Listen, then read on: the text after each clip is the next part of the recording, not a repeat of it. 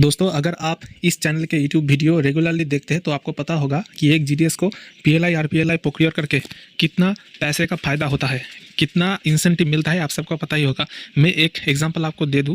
एक जीडीएस मेरा दोस्त है, उसको लगभग हर महीने 10,000 से ऊपर इंसेंटिव आता है। ठीक है, पीएलआई आरपीएलआई मिलाकर टोटल 10,000 से ज़्यादा हर महीने। मैं एवरेज बोल रहा हूँ 10,000, किसी महीने में तो ऐसा भी होता है 11-12 हज़ार रुपये भी आ जाता है। ठीक है, और एवरेज उनका 10,000 हर महीने आता ही। तो मैंने पहले ही इंसेंटिव स्ट्रक्चर बताया था, लेकिन दोस्तों कुछ लिमिटेशन था पीएलआई प्रोक्योर करने में। एक तो है कि एक ही सर्कल के, मतलब सेम सर्कल के अंदर ही एक जीडीएस या फिर कोई भी पीएलआई का सेल्स फोर्स प्रोक्योर कर सकता था। ठीक है, तो इसी के बारे में आज एक क्लैरिफिकेशन दिया गया है कि कहाँ एक सेल्स फोर्स जो है पीएलआई का एजेंट कहाँ से प्रोक्योर कर सकता है और कहाँ पर जो प्रपोजल फॉर्म है उसको जमा करना है। तो देखिए, आज ही मतलब कि 1 अप्रैल 2026 को ही ये दोस्तों जो क्लैरिफिकेशन है इसको इशू किया गया है। और इधर पर देखिए कहा गया है promotional and incentive structure of PLI RPLI, clarification दिया गया है। ठीक है, और नीचे देखिए पहले क्या ऑर्डर था और अब क्या क्लैरिफिकेशन दिया गया है, पूरा नीचे लिखा हुआ है। ठीक है, तो मैं आपको पूरा पढ़ के सुनाऊंगा और समझाऊंगा भी। तो पहले क्या नियम था कि एक पीएलआई आरपीएलआई का एजेंट जो है वो सेम सर्कल के अंदर किसी भी जगह पर पीएलआई प्रोक्योर कर सकता था और उसके लिए इंसेंटिव भी मिलता था। ठीक है, मतलब अगर कोई बंदा है, कोई जीडीएस है, पीएलआई का एजेंट आईडी है और यूपी सर्कल का वो जीडीएस है, यूपी सर्कल में उनका पीएलआई का आईडी बना हुआ है, तो वो अगर बिहार में जाकर कोई पीएलआई आरपीएलआई पॉलिसी प्रोक्योर करे तब तक क्या होता था, उनको इंसेंटिव नहीं मिलता था। लेकिन दोस्तों अब जो क्लैरिफिकेशन दिया गया है, देखिए सेल्स फोर्स और पीएलआई आरपीएलआई में procure PLI RPLI business from anywhere in the country. यानी कि अब से दोस्तों सिर्फ सेम सर्कल के अंदर पीएलआई प्रोक्योर करना होगा, ऐसा कोई लिमिटेशन नहीं रहा। एक जीडीएस या फिर एक पीएलआई एजेंट अगर चाहे तो ऑल इंडिया भर में किसी भी सर्कल का पीएलआई आरपीएलआई प्रोक्योर कर सकता है। यूपी से लेकर बिहार में जमा कर सकता है, बिहार से लेकर यूपी में जमा कर सकता है। और दूसरा जो सेकंड नंबर पॉइंट है कि अब तक क्या होता था, पीएलआई आरपीएलआई जो पॉलिसी है वो सिर्फ एचओ का जो नियरेस्ट सीपीसी है, यानी कि नियरेस्ट एचओ का जो सीपीसी है पीएलआई सीपीसी, उधर जाकर इंडेक्स करना होता था। मतलब इंडेक्स तो बीओ में एसओ में ही हो जाता था, लेकिन उधर पर जमा करना होता था प्रपोजल फॉर्म को।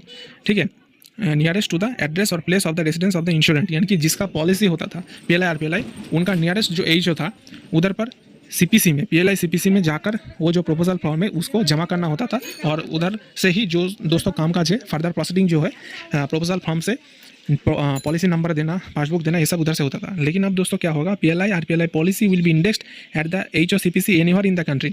यानी कि दोस्तों देश के किसी भी एचओ में आप चले जाइए, किसी भी पीएलआई सीपीसी में चले जाइए, आप उधर पर आपका प्रपोजल फॉर्म जमा कर सकते हैं।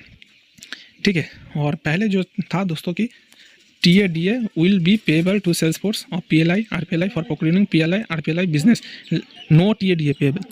ठीक है, और अब भी ये सेम है कि no TADA will be payable to all Salesforce for PLI RPLI for procuring business in all such cases। यानी कि ऐसे केस में कोई भी TADA बिल नहीं दिया जाएगा।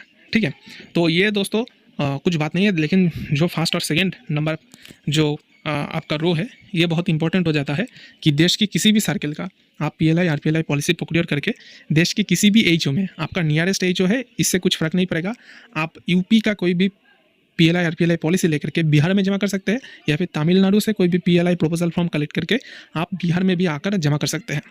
आपने कहीं बाहर घूमने गए, स्टेट के बाहर, सर्कल के बाहर, और उधर पर जाकर किसी कस्टमर को ढूंढकर उन्हें अगर पीएलआई प्रोपोजल फॉर्म में साइन करवा लिए और आप आपके खुद के सर्कल में आकर आपके नियरेस्ट जो सीपीसी है उस पर भी जमा कर सकते हैं, या फिर आप जिधर पर घूमने गए हैं उसी स्टेट का कोई भी एचओ ढूंढकर उधर पर जमा कर सकते हैं। तो अब ऐसा कोई बात नहीं है कि आपको आपका नियरेस्ट एचओ में ही जो पीएलआई सीपीसी है उधर पर ही जमा करना होगा, ऐसा कोई बात नहीं है। ठीक है, और जो पहले ही मैंने बात कर दिया था कि पीएलआई से आरपीएलआई में इंसेंटिव ज़्यादा मिलता है, तो देखिए क्योंकि आरपीएलआई में रिन्यूअल प्रीमियम बहुत ज़्यादा मिलता है, आप इधर पर देख सकते हैं, लेकिन पीएलआई में रिन्यूअल प्रीमियम थोड़ा कम मिलता है।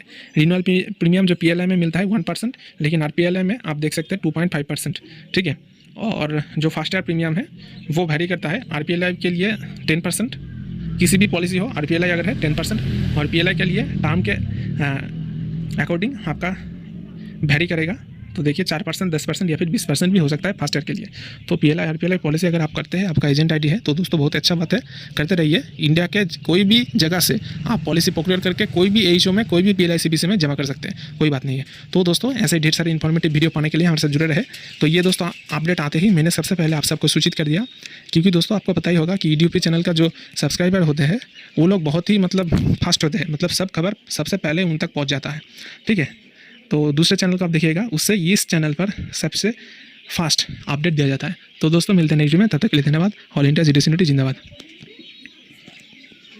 तो दोस्तों आशा करते हैं कि ये वीडियो आपके लिए हेल्पफुल रहा होगा। ऐसे और भी ढेर सारे खबर सबसे पहले पाने के लिए वीडियो को लाइक करें, ज़्यादा से ज़्यादा शेयर करें और चैनल को सब्सक्राइब करें। धन्यवाद।